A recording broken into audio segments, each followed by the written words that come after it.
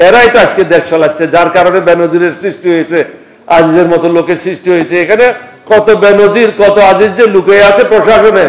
এই অবস্থা কে সৃষ্টি করেছে? বর্তমান সরকার, অনৈতিক সরকার, অনির্বাচিত সরকার। জিয়াউর রহমান যদি একদিন স্বাধীনতা ঘোষণা না করত, তাহলে অন্যান্য বেঙ্গল রেজিমেন্টগুলি ঘর থেকে বের হতো না।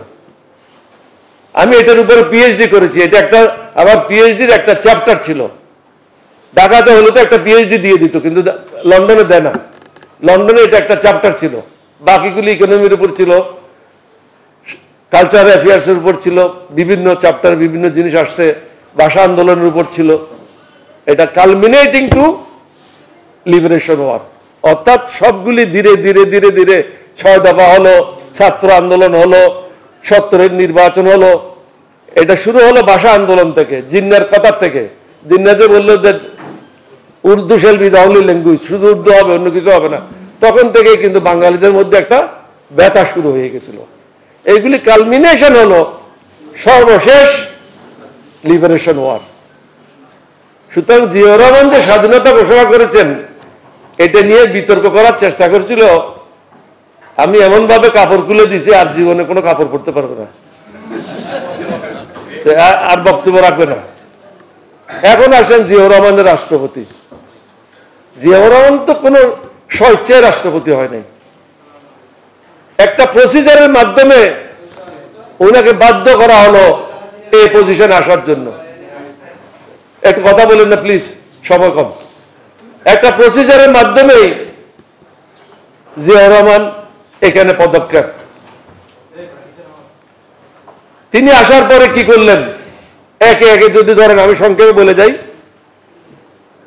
ধীরে ধীরে তিনি দুর্নীতিবাজদের ট্রায়াল শুরু করলো। বিভিন্ন জেলায় কোর্ট স্থাপন হলো। কোর্টের প্রধান হলো ম্যাজিস্ট্রেট, সাথে ছিল একজন মেজর। অর্থাৎ সর্বময় ক্ষমতা ছিল সিভিল অ্যাডমিনিস্ট্রেশনের কাছে।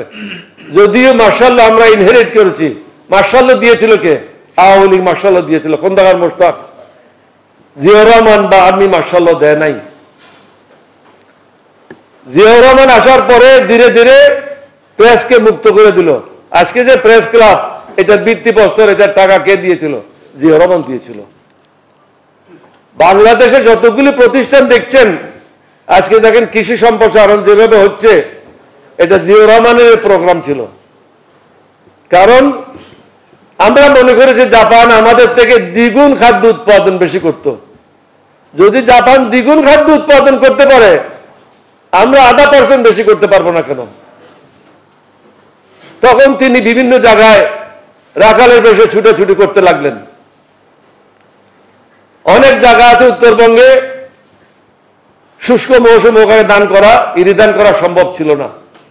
তাহলে আমাদের দরকার ছিল short term crop. Short term crop কি ছিল? গম। গমের চাষ শুরু করলেন উত্তরবঙ্গে। তুলার চাষ শুরু করলেন কুষ্টিয়া, ঝিনাইদহ, যশোর বেল্টে। শিল্প বিপ্লব শুরু করলেন। উনি শ্রীলঙ্কায় গেলেন, শ্রীলঙ্কায় গিয়ে দেখলো গার্মেন্ট ফ্যাক্টরির একটা এলাকা, ওটা দেখে এসে বাংলাদেশে উনি শুরু করে দিলেন গার্মেন্ট ফ্যাক্টরি। তারপরে কি হলো, বিদেশে যাওয়ার জন্য সবাইকে পাসপোর্ট দেওয়া শুরু করলো, যে আমি তো খাওয়াতে পারবো না, বাংলাদেশে অত সম্পদ নাই, তোমরা বিদেশে যাও, ভাগ্যের অন্বেষণে শব্দে পৃথিবীতে যাও। উনি সবাইকে পাসপোর্ট দিয়ে বিদেশে যাওয়ার জন্য উৎসাহিত করলেন। আজকে যে রেমিটেন্সটা আসতেছে, বর্তমান সরকার যে টাকা পাচার করতেছে, জিয়াউর রহমান সাহেব ওটা না করে গেলে টাকা পাচার করতে পারতো না, এই টাকাও চুরি করতে পারতো না। এই সুযোগটা গরিব লোকের ছেলেরা বিদেশে গিয়েই এই টাকাটা রোজগার করছে। তখন উনি খাদ্য উৎপাদন দ্বিগুণ করার জন্য কি করলেন, কৃষি বিজ্ঞানীদেরকে নিয়ে বিভিন্ন সময় উনি গাজীপুরে গেছেন, ঢাকাতে বসছেন, নতুন নতুন প্রজাতির ধান কিভাবে বের করা যায় সেভাবে ওনাদের সাথে আলাপ আলোচনা করতেন। অর্থাৎ বিভিন্ন শ্রেণীর পেশার মানুষের সাথে উনি বৈঠক করতেন। উনি নিজে কোনো সিদ্ধান্ত নেওয়ার আগেই মানুষের মতামতটা নিতেন। বিভিন্ন জেলায় গেলে রাত্রেবেলা আমরা বিভিন্ন শ্রেণী পেশাদের লোকদের সাথে একটা আলোচনা সভার ব্যবস্থা করতাম। তারপরে কি হলো, ক্যানাল ডিগিং অর্থাৎ খাল খনন। এটা তো বঙ্গবন্ধু নিজেই বলছে, আমি তো বলি নাই। উনি বললেন যে আমি বিদেশ থেকে টাকা নিয়ে আসি আর আমার চাটার দলেরা সব খাইয়ে ফেলে। এই চাটার দলেরাই তো সরকার চালাচ্ছে এখন, এটা তো নতুন কেউ আসে নাই। এখন উনি বলছেন যে মানুষে পেয়েছে সোনার খনি, আমি পেয়েছি চোরের খনি। এই চোরের খনি তো দেশ চালাচ্ছে। উনি বলেছিলেন এতগুলি কম্বল আসলো, আমার কম্বলটা গেল কোথায়? কম্বল চোরাই তো দেশ চালাচ্ছে। তাহলে রিলিফের মাল চোরা, কম্বল চোরা, চাটার দল, বিভিন্ন কিছু, এগুলি বলতে গেলে অনেক সময় লাগবে। এরাই তো আজকে দেশ চালাচ্ছে, যার কারণে বেনজিরের সৃষ্টি হয়েছে, আজিজের মতো লোকের সৃষ্টি হয়েছে। এখানে কত বেনজির, কত আজিজ যে লুকিয়ে আছে প্রশাসনে। কৃষকদের জন্য আমরা যদি বলি খাদ্য উৎপাদন দ্বিগুণ করো, খাদ্য উৎপাদন কেমনে হয়ে যাবে? তাকে তো সুযোগ সুবিধা দিতে হবে, পানির ব্যবস্থা করতে হবে। সেই পানির ব্যবস্থাটা করা হলো ক্যানাল ডিগিং এর মাধ্যমে। ক্যানাল ডিগিং এর তিনটা লাভ হলো। একটা হলো বর্ষাকালে পানি ধরার ক্ষমতা না থাকায় সমস্ত জায়গা প্লাবিত হয়ে যেত।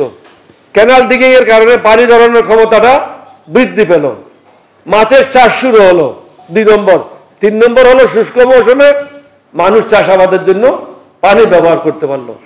এবং চতুর্থটা হলো পরিবেশের একটা ভারসাম্য বজায় থাকলো। তারপরে কি বললো? আপনি একটা গাছ লাগান, যেদিন আপনার একটা ছেলে হবে মেয়ে হবে ওই দিন একটা গাছ লাগান। আপনার ছেলে মেয়ে যখন বিবাহের টাইম হবে ওই গাছটা বিক্রি করে মেয়ের ছেলের বিবাহ দিতে পারবেন।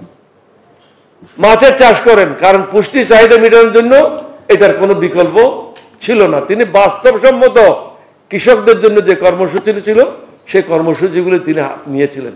দেশের মানুষ অশিক্ষিত ছিল, তাদেরকে শিক্ষা দান করার জন্য সন্ধ্যাকালীন স্কুলে শুরু করলো এবং ডাক্তার ইঞ্জিনিয়ারদেরকে বিদেশে পাঠানো শুরু করলো। কারণ বিদেশ থেকে যদি টেকনোলজি, নতুন নতুন টেকনোলজি এখানে না আসে, দেশ তো কখনো উন্নতি হবে না আমাদের টেকনোলজি দিয়ে। আপনাকে বাইরের থেকে টেকনোলজি আনতে হবে। এবং আমরা আরো একটা কাজের ব্যবস্থা করেছিলাম, ইউএনডিপির মাধ্যমে যে সমস্ত বাংলাদেশি বিশেষজ্ঞরা পৃথিবীর বিভিন্ন জায়গায় কাজ করত, তাদেরকে ইউএনডিপির ফান্ড দিয়ে বাংলাদেশের 2 মাসের ছুটিতে আনা হতো এবং তাদেরকে বিভিন্ন মন্ত্রণালয়ের সাথে কাজ করার জন্য সুযোগ সৃষ্টি করে দেওয়া হতো। বহুদলীয় গণতন্ত্র সৃষ্টি করলেন।